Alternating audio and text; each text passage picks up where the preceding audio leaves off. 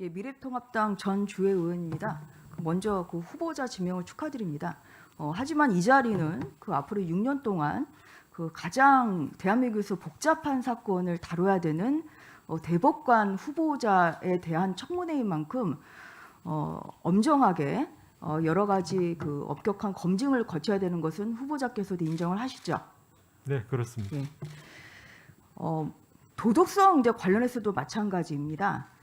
물론 그 법관도 또 고위공직자이기 때문에 고도의 그 높은 그 도덕성을 요구하고 있습니다만 대법관에 대해서는 더더군다나 국민들은 가장 높은 수준의 도덕성을 요구하고 있습니다.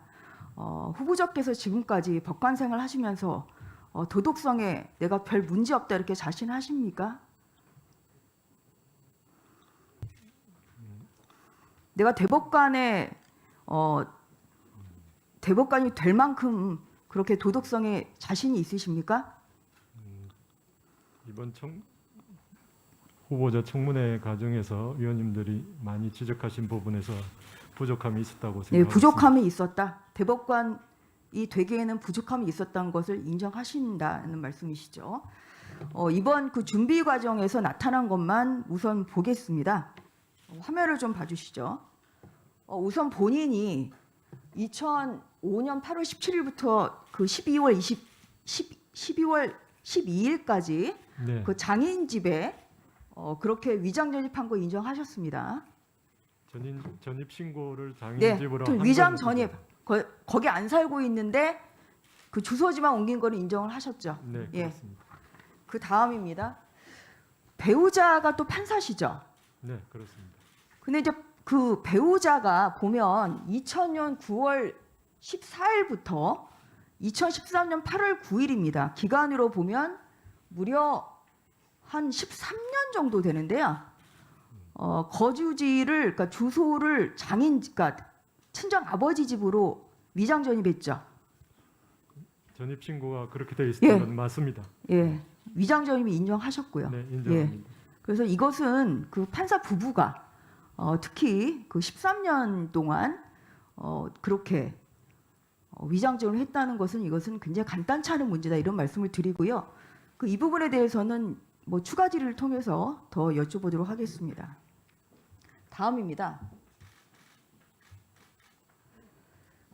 다운 계약서도 3차례 작성하셨습니다. 이거 인정하셨거든요. 이렇게 보면 예, 그 부산 해운대구 두산 1차 아파트 2002년 3월에 사실 때 한 번 다운 계약서 작성하셨고요. 그 아파트를 파실 때 또 한 번 다운 계약서를 작성을 하셨고, 그리고 2005년 8월에 또 112동 1601호 아파트 살 때 다운 계약서를 3차례 인정하셨습니다. 예, 그 부분 제가 다운 계약서가 작성을 의식하면서 했는지 자체는 잘 모르고 있었습니다. 인정 자체 다운 근데 계약서 나중에 작성했던 확인을 자체는 해보니까 세무서에 예, 저렇게 신고돼 있다는 것은 예, 맞습니다. 인정을 하시고, 그리고 보면 취득세로 그 인해서 다운 계약서로 해서 이제 취득세 한 48만 원, 94만 원 이제 이렇게 금액이 그렇습니다. 그래서 지금 그 문재인 정부에서는 고위공직자 인사 배제 7대 원칙을 이제 이렇게 정하고 있는데요. 벌써 말씀하신 것만 보더라도 세금 탈루의 위장전이 굉장히 사실 무겁습니다. 그런데 본 의원이 이번 청문회를 준비하면서는 더 큰 문제가 있기 때문에 한번 짚어보겠습니다. 그 작년 3월에 그 사시던 두산 1차 아파트 112동 1601호를 파셨습니다. 맞죠? 네, 그렇습니다. 예. 저 평수가 좀 잘못됐습니다. 41평형이 아니에요? 51평형입니까? 51평. 예, 51평형. 이것은 계약은 3월에 했고 작년 6월에 파셨습니다. 맞죠? 네, 그렇습니다. 예. 그래서 이제 가격은 4억 500만 원이고요. 네, 네. 왜 파셨어요? 그 평수를 보시면 아시겠지만 51평형이고 저 집에 저희 어머니와 자녀 둘하고 같이 생활하던 집입니다. 15년 정도를 저 집에서 생활을 했습니다. 예. 그래서 평수가 그 뒤에 자녀들이 다 대학을 진학하고 저도 대구 법원으로 발령이 나고 가족들이 다 뿔뿔이 흩어지는 그런 예, 상황에서 지금 시간 관계상 그러면 그래서 그 집을 팔 수밖에 없어요. 예, 그래서 집이 이제 좀 너무 넓기 때문에 이제 그렇게 됐다 네, 네, 말씀이시고요.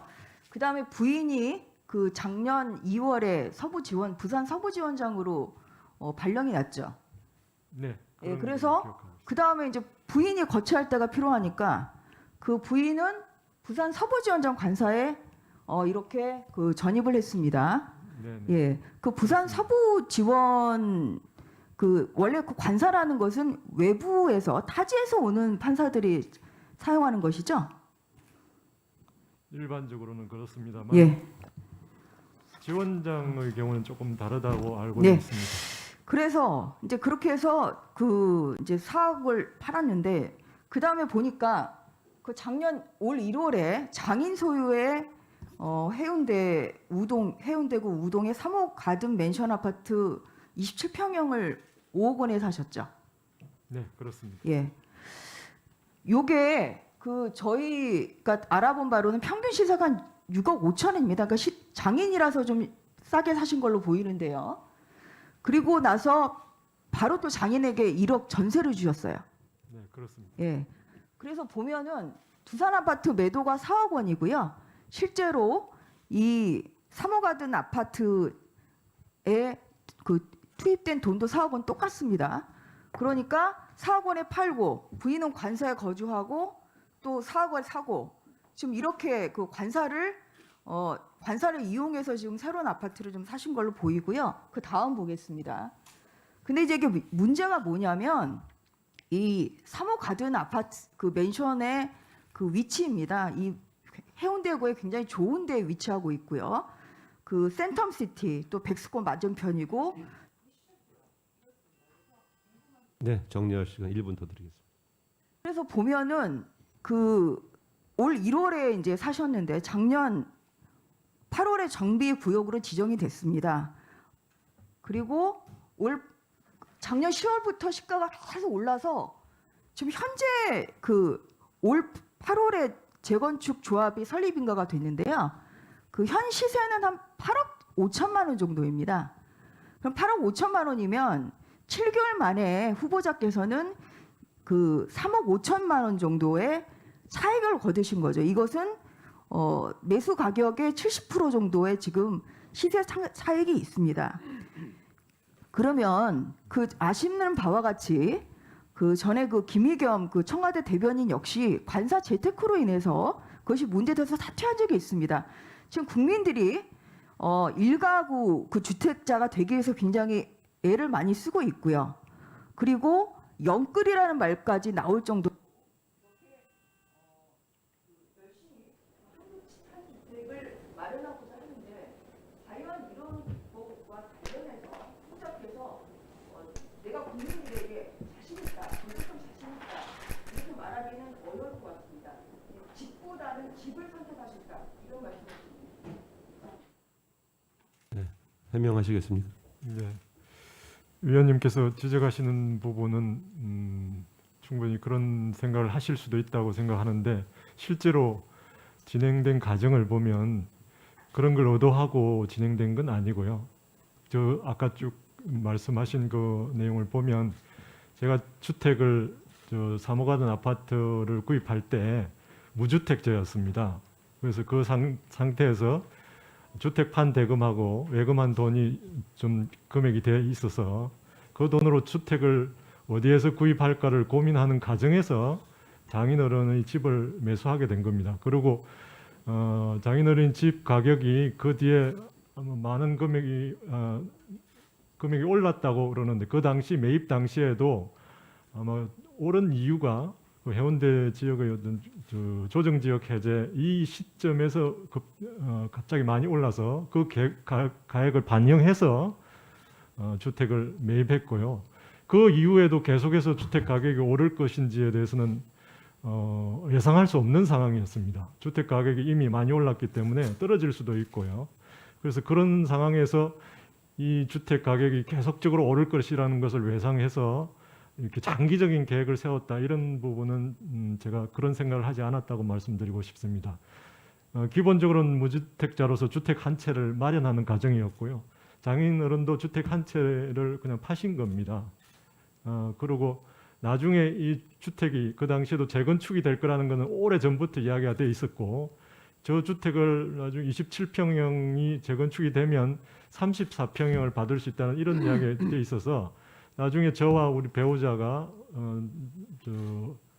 주택을 다시 구입하게 될 그런 상황이 되면 저 주택에서 살 수 있겠다는 생각이 들었습니다. 그래서 재건축 과정도 적어도 10년 이상이 걸릴 거라고 생각해서 그 정도 긴 생각으로 앞으로 우리가 살 집을 생각하면서 저 주택을 구입한 겁니다.